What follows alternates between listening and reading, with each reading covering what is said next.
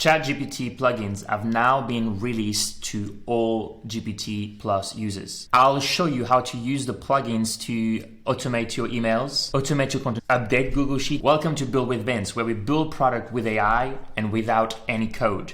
If I can build it, you can too. Let's go to ChatGPT. When you're in ChatGPT, you go to GPT-4 and you don't see the plugins. So what you have to do first is you go to the bottom left, My Emails or whatever your email is, and you go to Settings, click to Beta Features, and then you apply Plugins and Web Browsing. Now we can go into GPT-4 Plugins. There's no plugin enabled, so we need to install them. We go into the plugin store in the same way you would install on the iOS store, and go to most popular, and we're going to use Zapier. Zapier enables you to automate all your workflow. It's a very simple no-code automation tool. If you don't have an account, it will take you to Zapier and ask you to create an account. If you already have a Zapier account, all you got to do is say I allow. A window will pop up, which basically asks you to add your first ChatGPT action. So we're going to do that, and we're going to send an email. So we're going to say email, Gmail, send an email.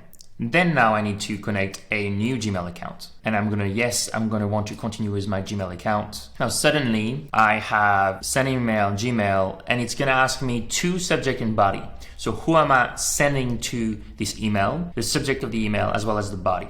If we just leave the AI to guess, it just depends on what we're going to write within the prompt itself. So we're going to do that. I'm going to say enable the action. Perfect. So now we're going to write a love letter. Write a love letter to Joanna. Now we need to add the email. So we're going to use temp email. That's it. It's going to be an email. It's an inbox online about the future of AI and how I believe we can have love beyond death being part of the machines, for example. So what ChatGPT is going to do is going to write the letter and is going to prepare the email to send it directly to Joanna. All right, so Zapier drafted the email and we can double confirm here. So here's the emails to the email we mentioned. Okay, a little bit confused about the CC. We have our love beyond death, AI future. Dear Joanna, I have this letter find you well. I've been thinking in the future. I'm sure I see our love transcending the boundaries of time, etc. Your name. Interesting. So it doesn't actually have my name. So what I can just go in and say, click edit, and I say Vince. I can remove the CC. That's it, done. And then all I have to do now is save and run. So I have not gone into my Google account. I've just literally from ChatGPT wrote the letter. But if I go into the email, I can see I've received the email right there. So that was step one. Now, what if we could do this, but at massive scale? In this Google Sheet, let's imagine we have asked for feedback, or it's directly our forms from our website where we get feedback from users. And we have a few different feedback. So for example, could you please let me know if you could use your app with children? So these answers are responded by myself manually, okay? But very, very simple. For example, a question is say yes. I love your product and we just want to say thanks. Would you like to work on a partnership? Yes, no. Is your app able to change color? No, it's not able to. I have bugs, your app isn't working. Okay, please send details. And Paul, I want a refund, please refund me. Okay, link for refund is this. You could just spend very little time into preparing all your responses in a Google Sheet. And then how are we going to use this with ChatGPT? Well, we're going to copy the entire table itself, and we're going to say in the below table, you have feedback from users and the answer we want to give them. Write an email for each as a response of their feedback and with the answer included, but written in a proper way for emails. We're going to add the table, and table is that's it. And now we're going to just send that.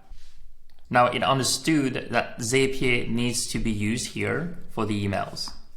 All right, so we're getting each email prepared for us. Email to Jack, email to John, email to Joanna, etc. So it's sending and it's preparing us for all the emails, and all I have to do is click on it. Dear Jack, thank you for reaching out with your question. We're pleased to inform you that our app is indeed suitable for children. We've taken great care to ensure It's a safe and enjoyable platform for users of all age. That's it.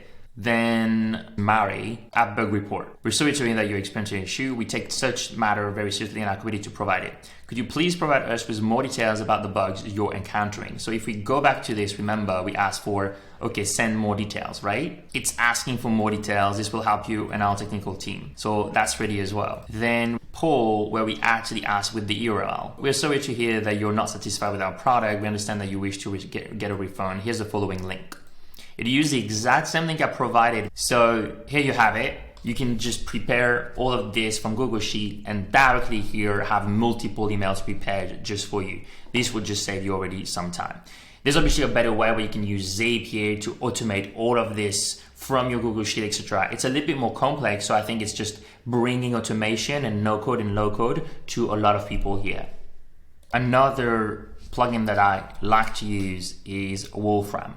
It's basically a database where you have a lot of data there, like science, like so many things, but it's also a visualization platform for ChatGPT. So we can go in and enable Wolfram.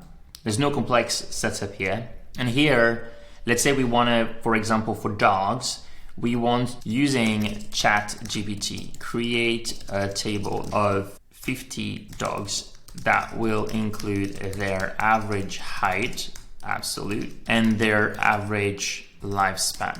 Using Wolfram plugin, visualize the results in a graph, analyzing the correlation of lifespan with height.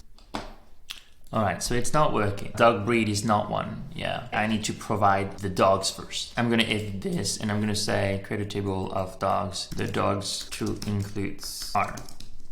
All right, so now instead of trying to search the dog breed, which it couldn't for some reason, we are provided the dog's type, so the dog breed, and we are basically providing all these different ones.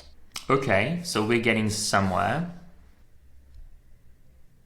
Each point on the graph represents a dog breed. The x-axis represents the average height of the breed in centimeters. And as you can see, there does not appear to be a strong correlation between the height and lifespan of these breeds. Not only does it create the table for you first, then it visualizes it, and then it tells you whether there is or not a correlation between the two. I hope this was helpful for you to understand what ChatGPT plugins are, how you could build and maybe automate some part of your life so you could actually get some of that data a little bit more automated without even having to set up, workflow automation, etc. If you are interested in workflow automation and more complex no code and AI builds, follow me.